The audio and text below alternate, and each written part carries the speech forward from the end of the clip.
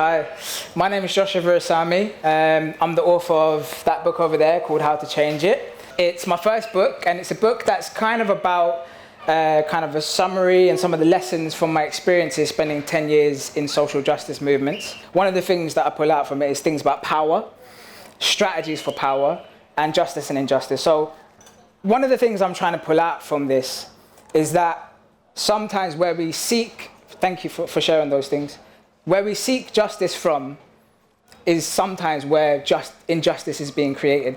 This is something I learned through engaging with lots of different movements, whether it's housing movements, so whether people are kind of like recently in a discussion I was with the other day with some disability activists, the new building complexes that were being built in the area weren't wheelchair accessible. They weren't built for disabled people. And the kind of places that they might go to for remedy around that are the same developers who are causing those kind of issues. Or if we think about Grenfell, when I worked with Grenfell activists, like they were trying to raise awareness around the fact that their block wasn't fit to be lived in, the places that they went to kind of seek recourse for justice around that, were the same people who were kind of working with the developers to help them kind of use the cheapest materials possible. And eventually, obviously, a lot of people died in Grenfell. And the set is, I guess, is there something? Well, sorry, I forget that I'm actually being amplified. The same goes for a lot of institutions in society.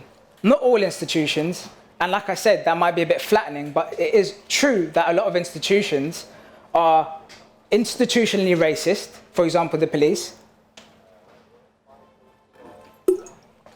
And that's not just me saying that. That was a report from the police called the Macpherson Report, where they kind of admitted that they're institutionally racist.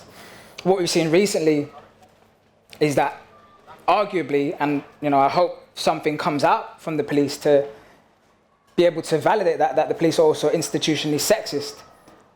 A lot of institutions that people go for, like with my own community, when they left countries to kind of try and find asylum or a better life, they sought it from this country, and particularly through the Home Office. But what we often find, and again, this isn't just me, there's been numerous documentaries on it, there's been panorama documentaries on it, is that a lot of the facilities that the Home Office run are sites of injustice. And what I'm trying to indicate at here is that actually, when institutions in society that are supposed to produce justice are some of the producers of injustice, we have something called systemic inequality or structural injustice. Society is structured in a certain way that injustice is the norm. And so we'll kind of dig into this a bit more, but I forgot to put animations on this. I also can't see. Great. So I thought what we'll do is I have two quotes, really great people. Renée Eddo-Lodge. Does anybody know Renée Eddo-Lodge? She has a great book called Why I'm No Longer Speaking to White People About Race. Don't really agree with the title, but some good ideas in there. Ta-Nehisi Coates, a really brilliant American journalist. Incredible. He's written for a magazine called The Atlantic. So there's two quotes here, and I'm hoping what they can do is they can help us think a bit about where does this injustice come from? Because I'm saying it's institutional, but that doesn't necessarily unveil why it's institutional. Why do these things come to be in the first place? And also, what we can do about it. What can we do about injustice? So I'm going to pull out some bits from these quotes, and we're going to hopefully dive into it a little bit more. So I should read it. The first one is, the politics of whiteness transcends the color of anyone's skin. It is an occupying force in the mind. It is a political ideology that is concerned with maintaining power through domination and exclusion. I would argue that you could replace the politics of whiteness with the politics of a lot of different things, of ableism, the political ideology of patriarchy. A lot of things could fit into this. And that last bit is always true. Anyone can buy into it, just like anyone can choose to challenge it. And the second one is, this is an important one. There's a liberal story.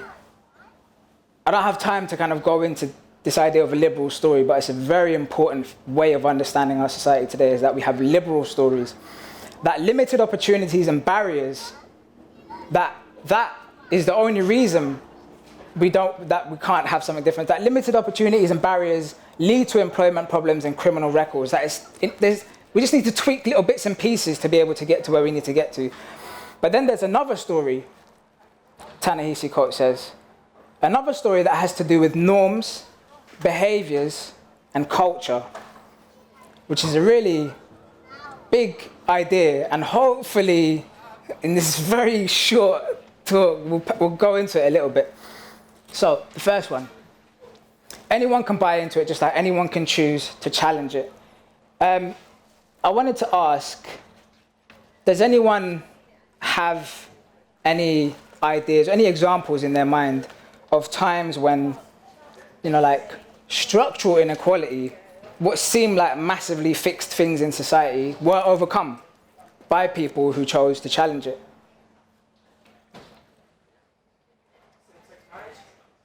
Same-sex marriage, cool. Could you say a bit about, like, do you know kind of who was involved or what groups? I don't know examples, but I don't have the press guys to say that. I know there's a lot of people campaigning for a long time.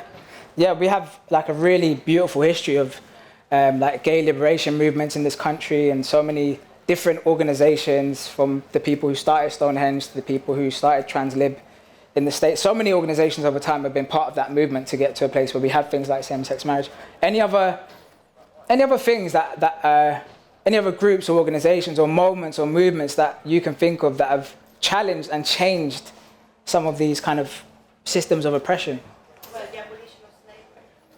The abolition of slavery. Extinction, rebellion. Yeah. So many. Abolition of slavery is a really good one. Could you say a bit about how that came about? Well, I think, of course, it started from within, from the slave, from the slave themselves trying to just bring up their rights. But I also believe that by doing that, they started to kind of edit the buy from other people, from richer people, white people, poorer people, just normal people, and that is how it's been done. So they started the movement, and then little bit by bit, people started to see actually there is a different way. Yeah. There is an alternative. It Yeah. doesn't have to be this way, and Yeah. that is how every movement takes on. Yeah. Without the buy-in from those people that sometimes they are, holding, the same injustices. Yeah. Until that happens, you cannot have a movement. For sure. Yeah. So for those who couldn't hear, one of the main things, and tell me if I'm bastardizing what you said, was that those movements that started oftentimes on the plantation managed to get the buy-in of other groups in society to be able to kind of create more of a consensus across society that things needed to change. So solidarity was a really important part of that. The other thing that I think is really important to say about the abolition of slavery, that is something that I'm really trying to get to in the book, is that slavery was normal.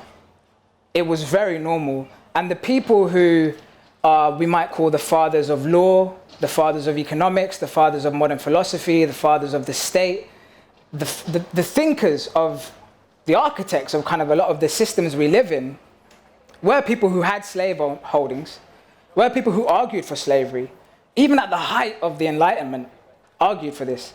So I'm jumping ahead a bit, but this goes some way to explain why systems have norms that have been there for a long time. But very importantly, these people who on the plantation, because really that's where it kicked off, in places like Haiti, the Haitian Revolution is such an important thing to understand. It's kind of one of the most important world-making moments.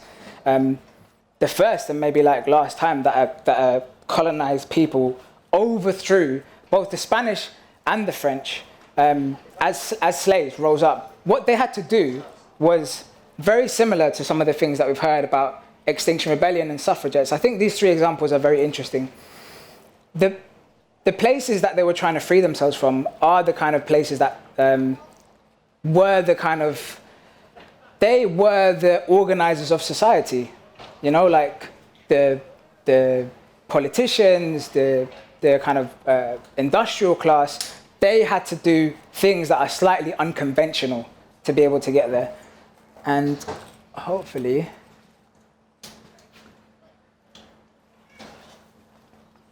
is it like a password?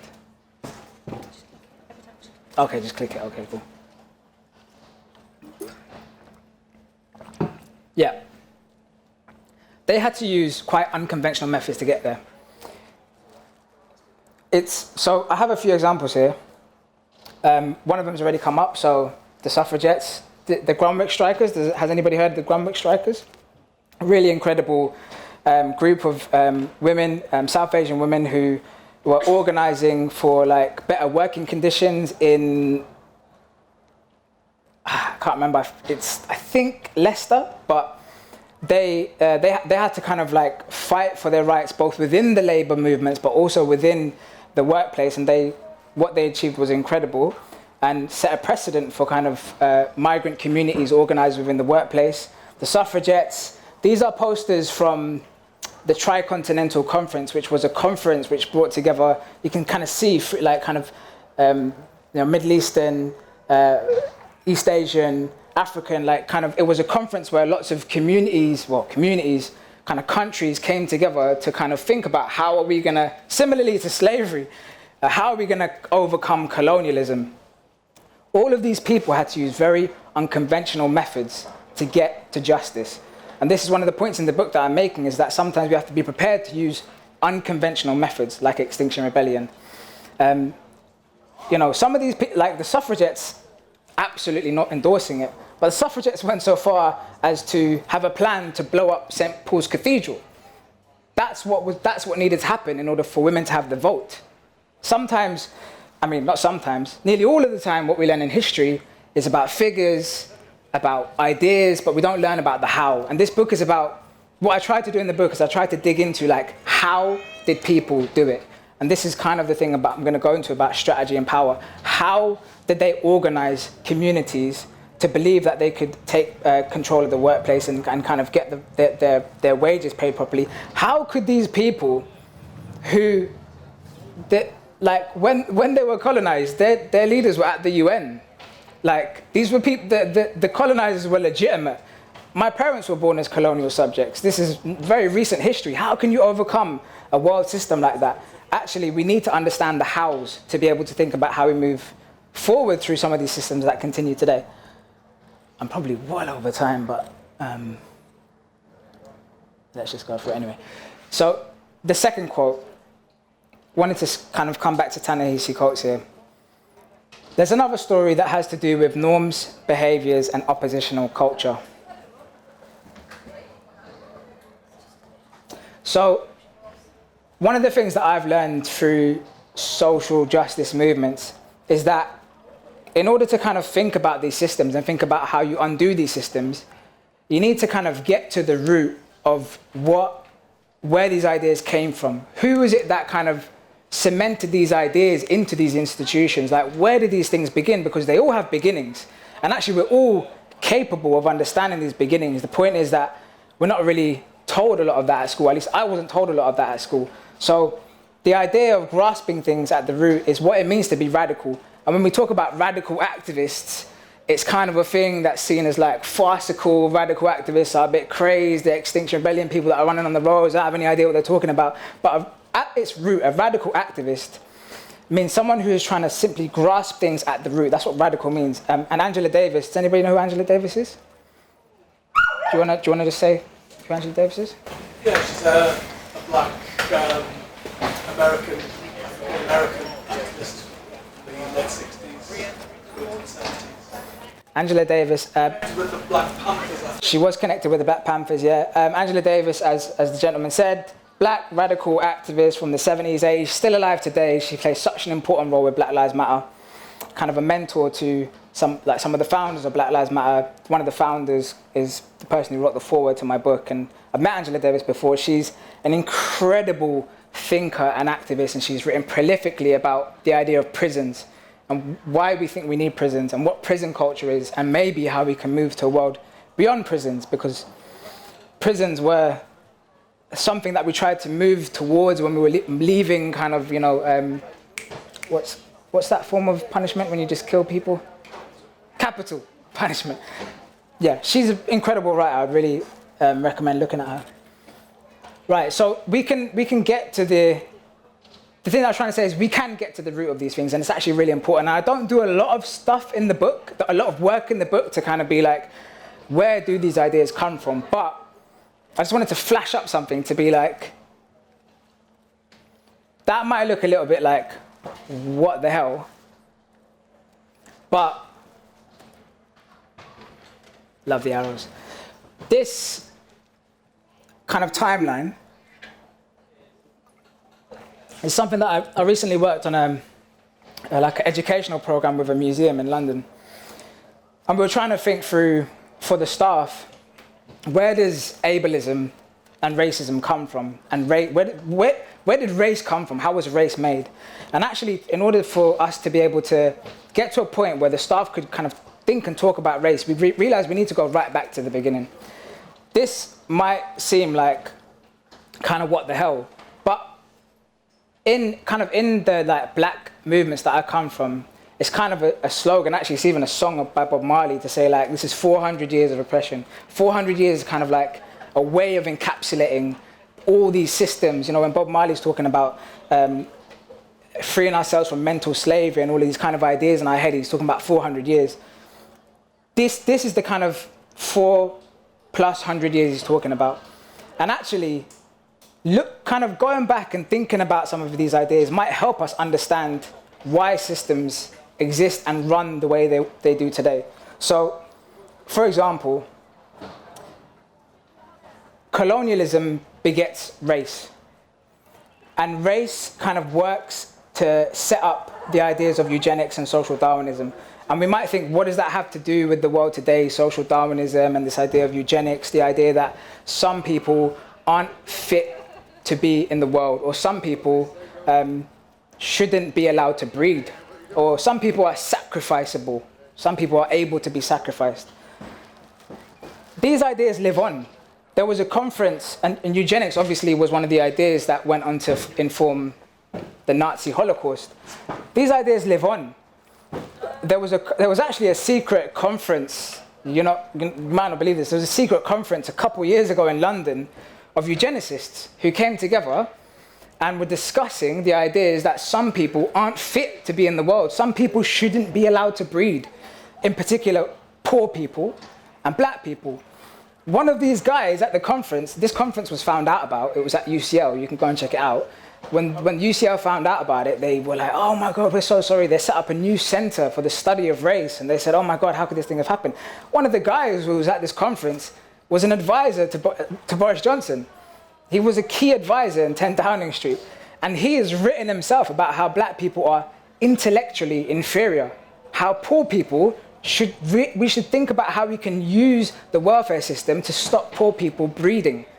This is what he wrote about. These ideas are normalized in a lot of spheres of society.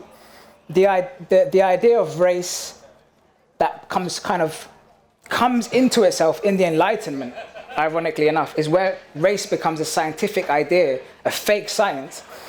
A lot of those ideas we attach to race that were made then about predispositions to crime, intellectual inferiority, superior strength.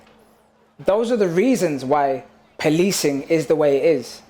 And those things were formed at the time of policing. So what I'm trying to say is that actually it's important to go back and look at some ideas and educate ourselves and understand how they continue in society today. I feel like I could have done and should have done a 3-hour thing kind of poking into one of these, but I just wanted to kind of flashpoint some of this. And hopefully some of it might interest you and you want to go and look at it later and I can recommend some stuff. And a lot of these ideas, kind of the last thing that Ta-Nehisi Coates puts on his thing is culture. A lot of these ideas live on through culture. It's great we've got this space. I think it says outside culture for, what does it say on the thing? All. Culture for all. Culture is a very interesting space to look at. It's super contested. There's a brilliant black radical Jamaican sociologist called Stuart Hall, who used to teach at Goldsmith, and he created the School of Cultural Studies. Cultural Studies was created by Stuart Hall, and he said, actually, in culture, we find a lot of the secrets of how norms, behaviors, dominant cultures work. And they're very subtle. How we orientalize the East, what kind of patriarchal roles we put on certain people in movies, where is allowed to be exploited and where we're supposed to go to war, or kind of really old tropes of the Cold War, the Russian scientist that's just a madman creating a weapon that will destroy the world. There's a lot of clues in culture, and actually, like growing up, for me, like I didn't, where me and my mates got a lot of understanding for the world was through culture, both like dominant culture, but counterculture, like rap was actually for me where a lot of my thinking began. And we would kind of joke and laugh about some of the tropes that might appear in some films, or we might ourselves be kind of continuing some of those tropes. But culture is a really, really important place to be able to think about how these norms live on. Right, how am I doing for time? Okay, shit, I thought it was out of time. Does anybody have any quick questions before I kind of move to the next section? I realize there's like a lot of stuff that I'm saying, but any questions? Cool.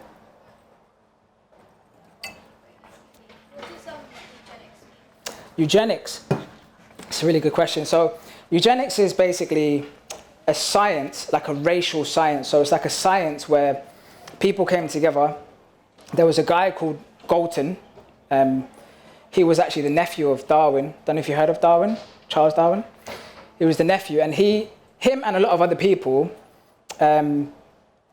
took race, this idea of race. You know, they people were being like racialized by that time in history.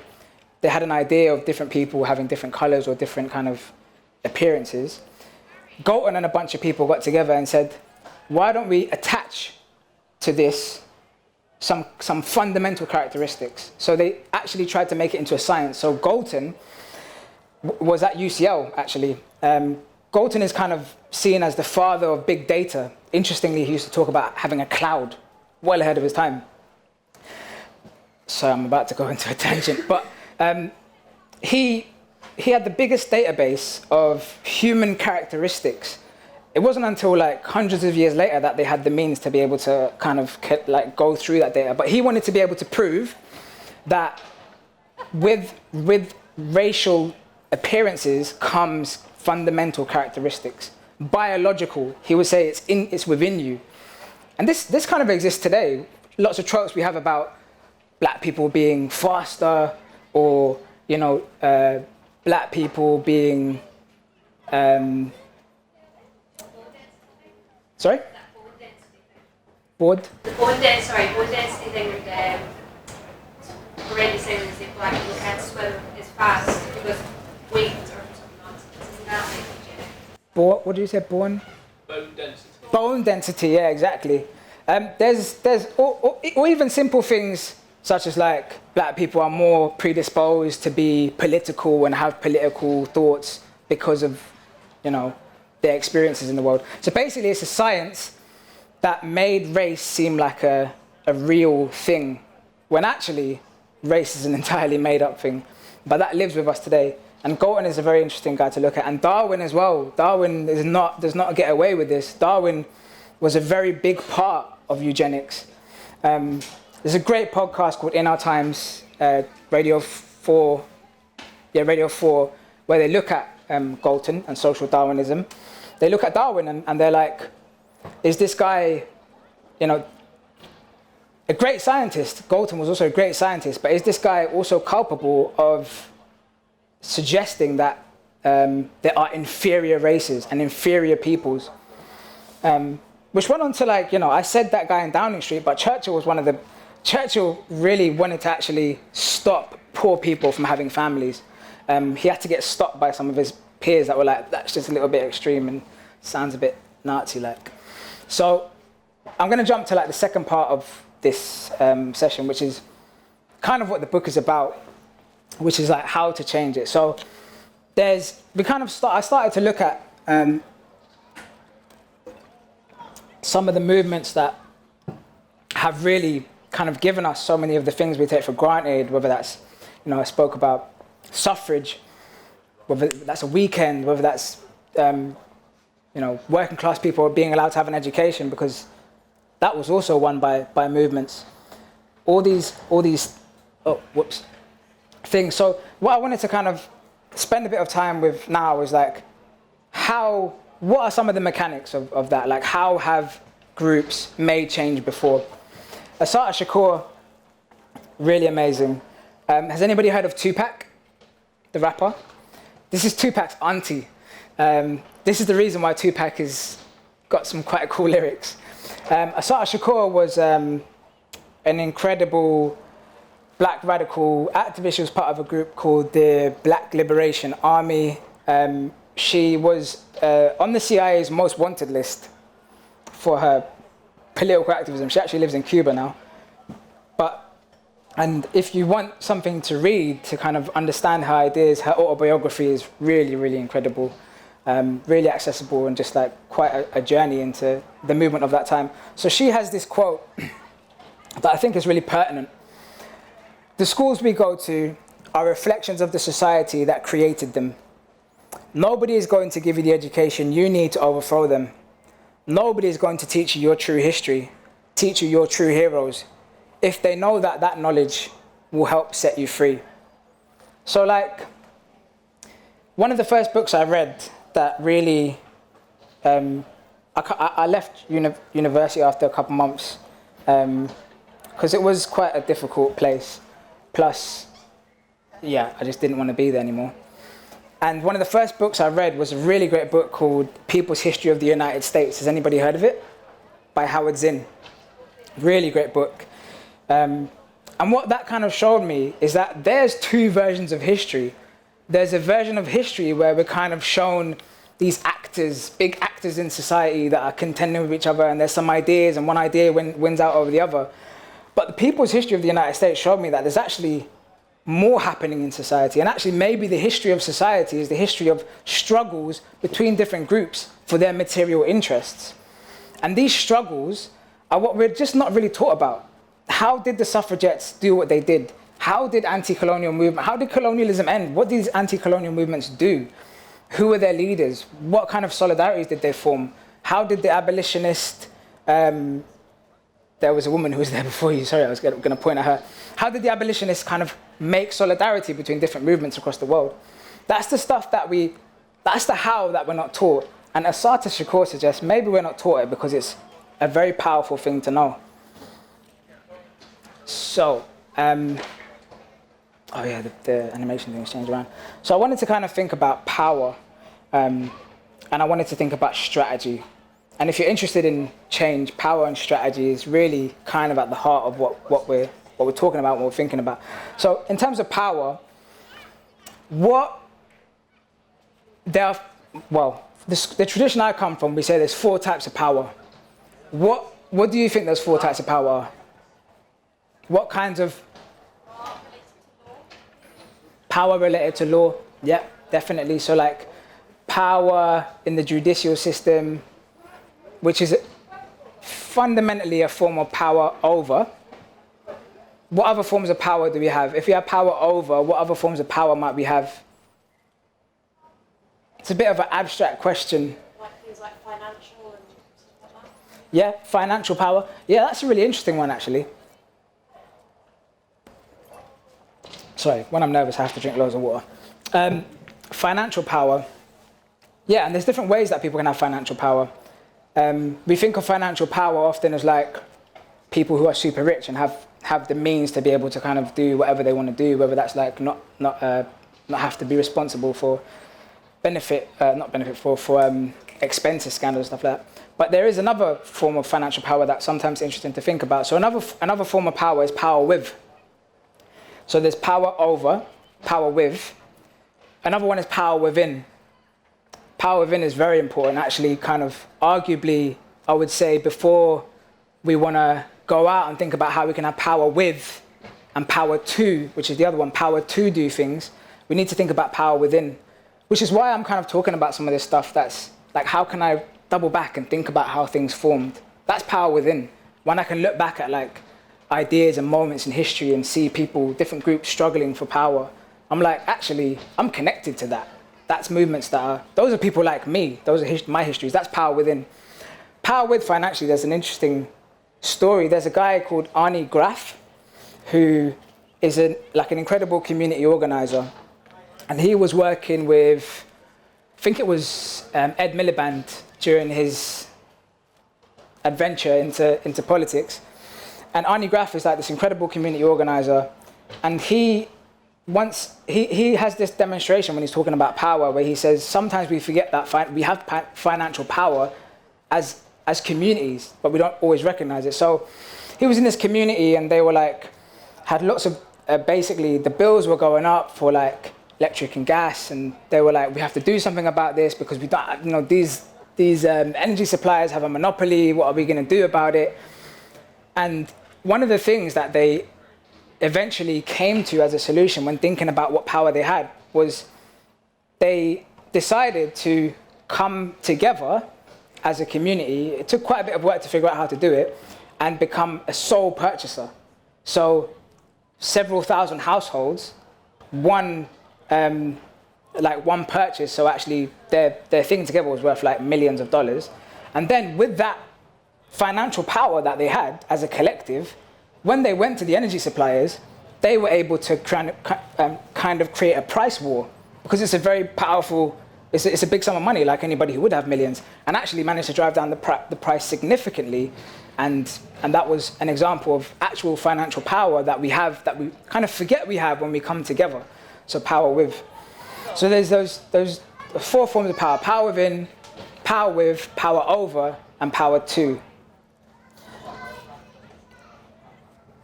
So this guy's Frederick Douglass, really, really important figure.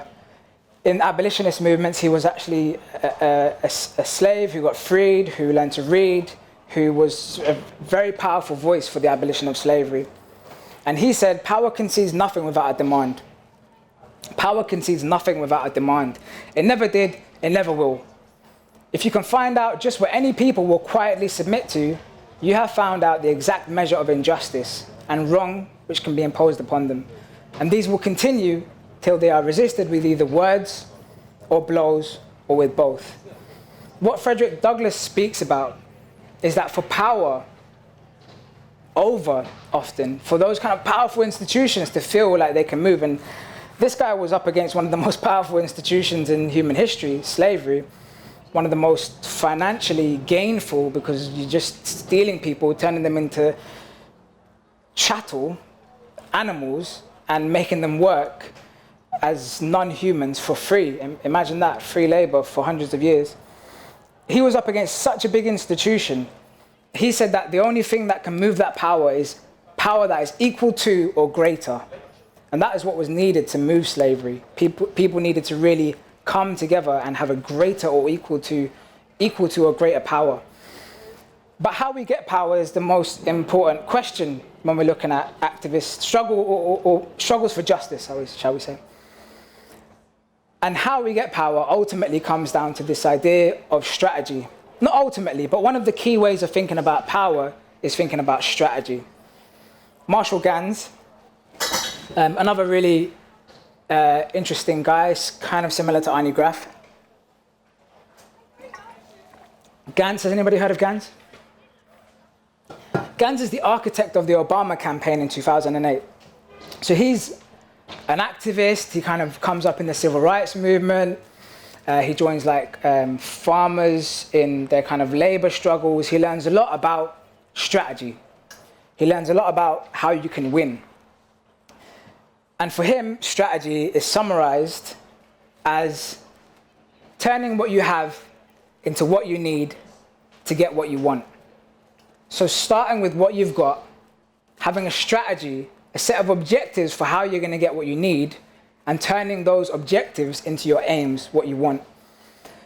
Now, it feels really like a few times a year I do this campaign training, which is like a 7-day course just on this. So it feels kind of gross to just kind of summarize it into, try and cover it in such a short period of time. But strategy is the ultimate question, really. The more strategic you can be in thinking about how you get power, the more successful you're going to be.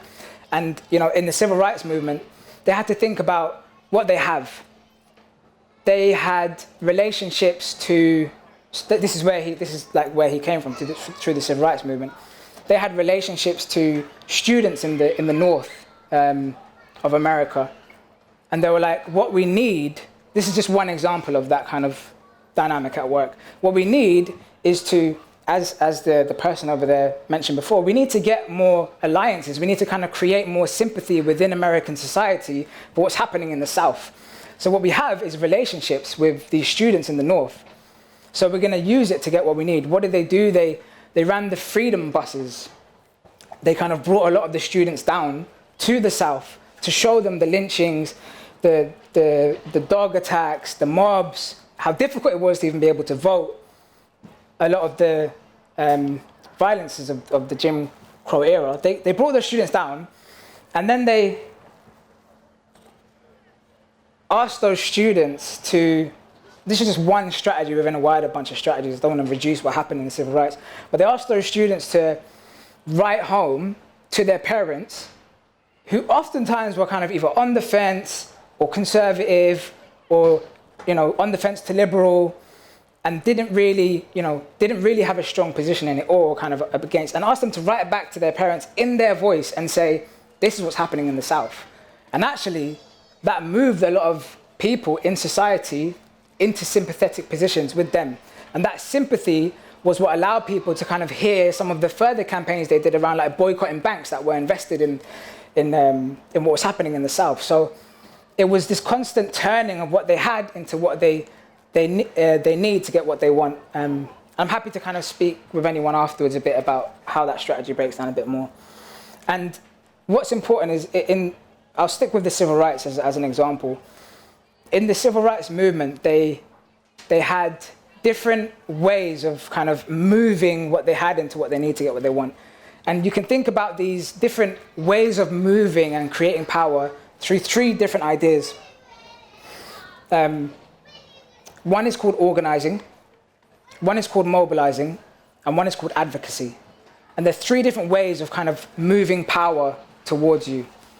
And organizing, I'm aware this is getting quite technical. Organizing is building organizations and building power within people in the community. So kind of building kind of people power, which is something that was very important in the civil rights movement. So I jump forward. So organizing is this kind of tradition within social justice movements that says that actually what we need to do is kind of create confidence in communities, create skills within communities, give them access to their own histories of how they got a lot of the things they might think were natural in their communities, like a weekend, for example, or maternity pay, like I said, or suffrage, or any of these things. Kind of teach them, help them become political leaders, give them political agency, and show them how to build that in other people. That's the kind of core of organizing. Organizing is kind of getting stuck in with your community and giving them the tools and histories and methods to become politically active. Mobilizing is what we kind of think of as political activism most of the time. So mobilizing is just getting people out to do something. Mobilizing is like we need to get people out on the streets, we need to put out tweets, we need to do posters, we need to get people angry and out and move them to action. And mobilizing is very important, but what happens is most of the time, people go out, they're not connected to an organization, they're not really sure about what this organization is about, or they don't really have a lot of like political agency within them. They go out, they get disappointed, and then they go home and they don't really know what to connect to afterwards. Mobilization is very important.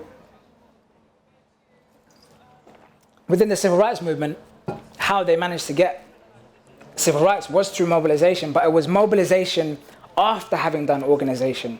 It was getting people out to kind of flood the prisons, which was one of the tactics they used, after having invited them to be part of different local groups in churches, different organizations like the Student Nonviolent Coordinating Committee. Organizing happened alongside mobilizing. And Stokely Carmichael,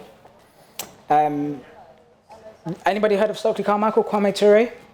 Really incredible guy. changed his name to Kwame Ture. He's one of the, like, for me, one of my heroes of the civil rights movement in the United States.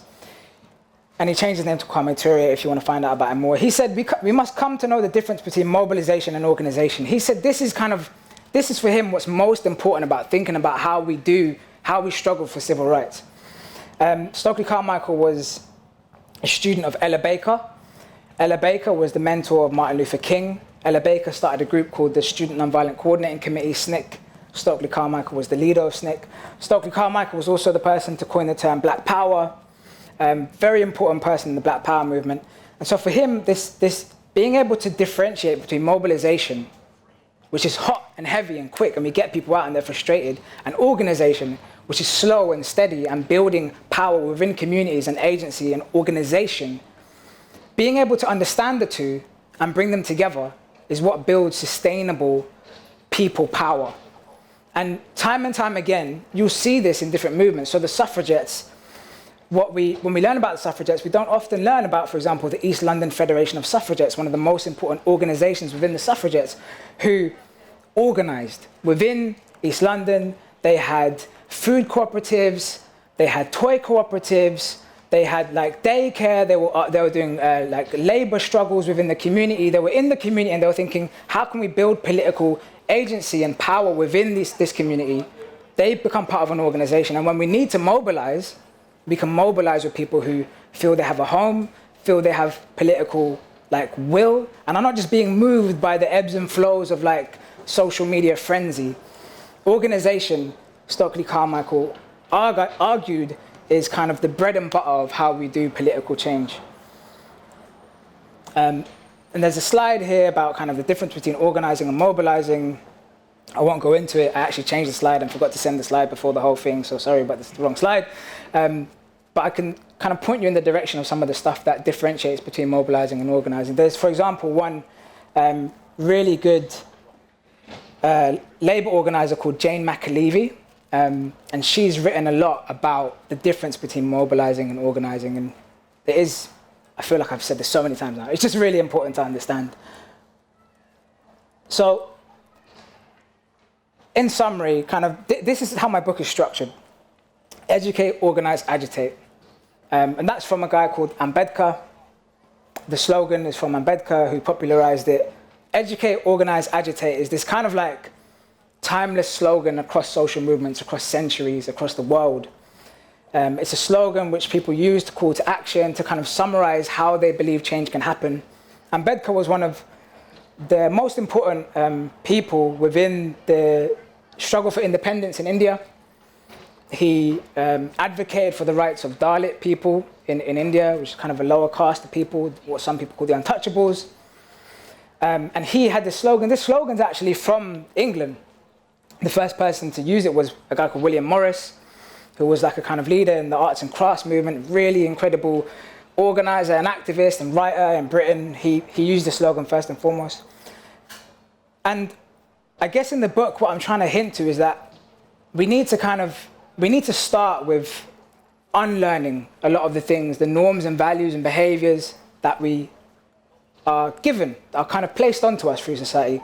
Unlearning and learning. We need to kind of take pause and be humble and be like, actually, there's a lot that movements in the past have taught us and can teach us. There's a lot we need to learn through ourselves. You know, like in it, I talk about making your own curriculum and making your own kind of workbooks and thinking about how you can get educated within and build power within. The book kind of next moves through organize. So like, how do we think about power and strategy? How do we think about how movements have done this in the past? I look a lot at anti-colonial movements because I think that what anti-colonial movements achieved by ending colonialism in the late 20th century is, for me, one of the most profound things, because they were, you know, during anti-colonial struggle, more weapons were deployed against them than in both world wars combined times 100. You know, after the world wars, we used every single bullet available to stop people ending colonialism. Just in Vietnam, there was more weapons used than in World War II, just in one country. Imagine what that was like all over the colonized world. Sorry, just running away with that a bit. But I think there's so much to learn from how did they do that? How did they overcome these forces. And a lot of times it's organising. There's a group called PAIGC, PAIGC, who were in Guinea-Bissau and Cape Verde, had to fight an 11-year war until the mid-70s against the Portuguese. Interestingly, the Portuguese at the time had a fascist leader that was at the UN, openly fascist, just there in the UN. Sometimes we forget how easily these things can happen. They had to fight for 11 years, and a lot of what they did was organizing. And if there's a really great book called No Fist Can Hide the Sky, I think it's called.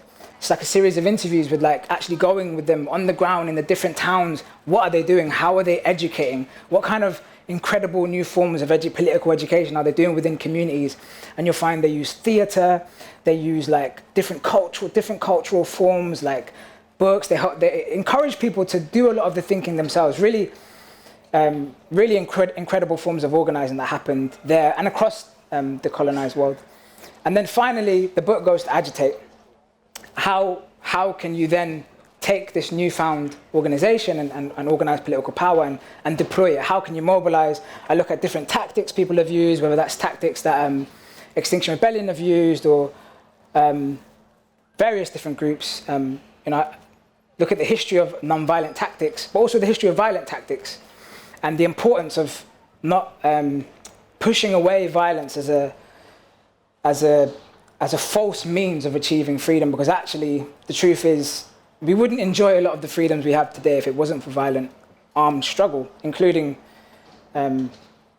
my parents and lots of other people's parents getting free from colonialism. So that's kind of the broad structure of the book. I just wanted to kind of say that, not as a pitch for the book, but kind of like this is a slogan within political struggle, and it's, for me, I hold it very dear, and I think it's a very good methodology for thinking about how to change it.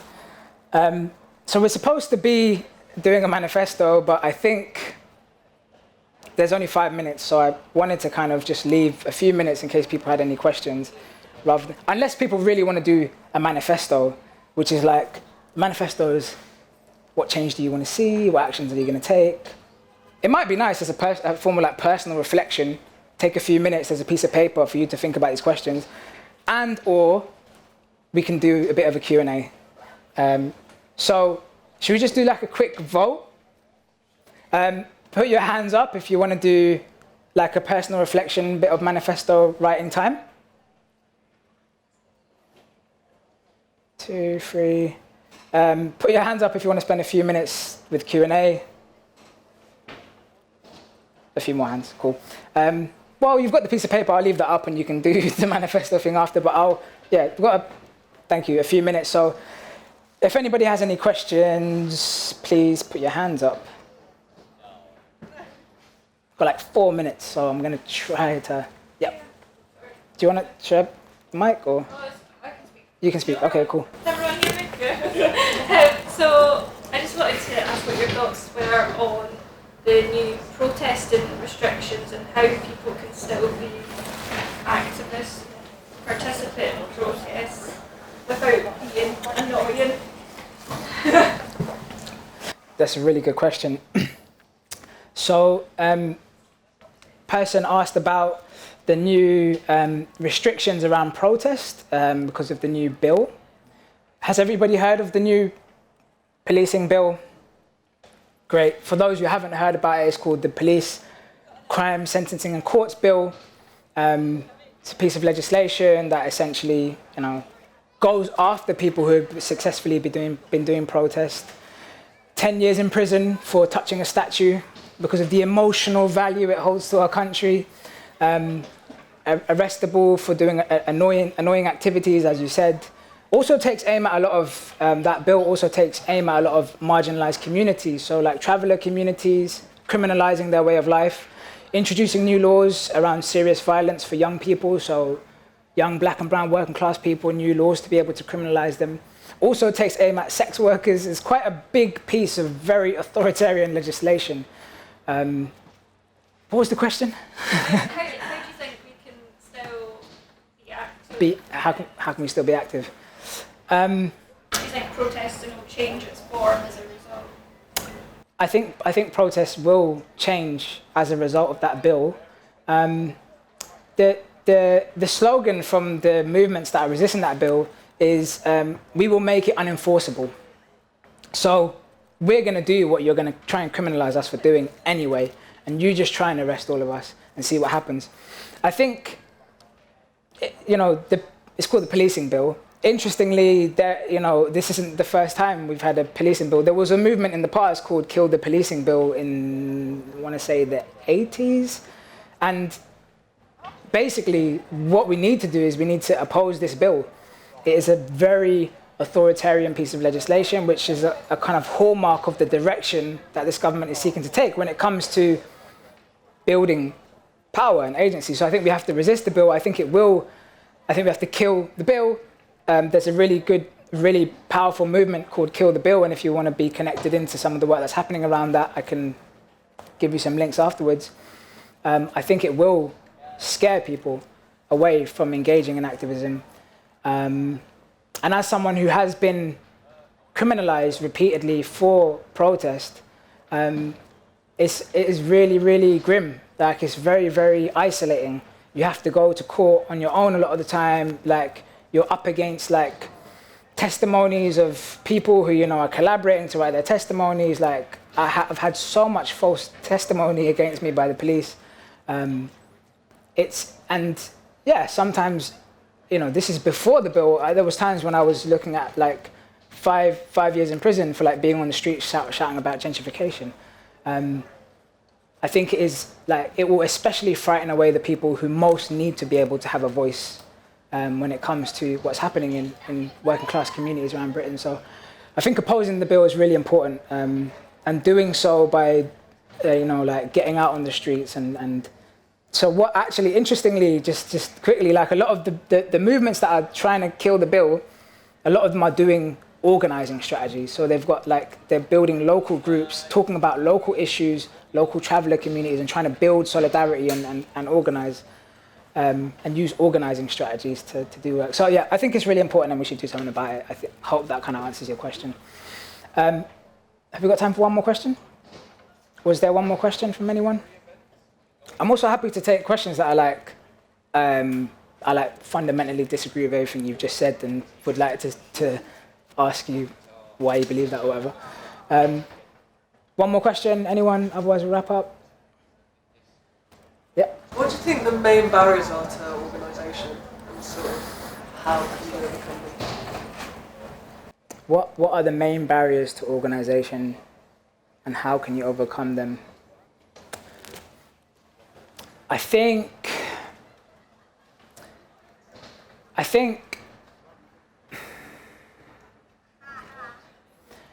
that question is tied to who do we want to have in our organisations? Like, a lot of people look at kind of like activist movements and kind of see them as like predominantly young, like upwardly mobile people. And to really build organization like how we're talking about, you need to have all parts of the community involved. That means like all working class people involved in that. So the barriers are some of the same barriers that people have to joining any organization. Like, what time of the day are you having your meetings? Like, what kind of care, like additional care are you providing? Are you doing meals if it's in the evening? Do you have childcare if you want certain parts of the community to be there? Are you thinking about what kind of like actions you want to take in relation to the immigration status of people within the community you're organizing? Like, really, political movements aren't enlightened. The left and those kind of movements, not enlightened spaces, like have the same barriers and are more disproportionate than a lot of places in society. So the same barriers that you find, like simple accessibility barriers, like are you thinking about people who have hearing impairments when you have your meeting in a big room and people are sitting far apart from each other? Like, have you had your meeting in a place where it's well lit at night and thinking about the safety of people who really need to have a well-lit route home? Like, all these barriers are, the normal barriers are barriers to inclusion in any kind of organization. That's like in terms of who's there. I think the other barriers are like resource. Like, I think it's important to think about how our organizations can be resourced. So volunteerism is really important. It's one of the things that's kind of ebbed away from lots of organizations, like thinking about how we can have a culture of volunteering, and it becomes more and more professional, and the world of NGOs comes closer to the world of social movement organizations, and actually the one that's more resource and powerful will have a more cultural influence over the other. So we need to think about volunteering, but also we need to think about, if we're trying to build a local group, at this height of austerity, when people have such little time and resources, how can we have a paid member of staff that is able to kind of call around and find out what people's access needs are, what people's barriers are? How can we have a paid member of staff that is able to do the organizing? That resource, that thinking about resource is really important. And there's lots of, there's billions of pounds out there in Britain for people who want to fund local organizations. So I would say, think about volunteering, but also think about, what it means to have paid up capacity within your organizations to kind of eliminate that capacity barrier. Does that make sense? Cool. I think that's all we have time for. Yeah, thank you.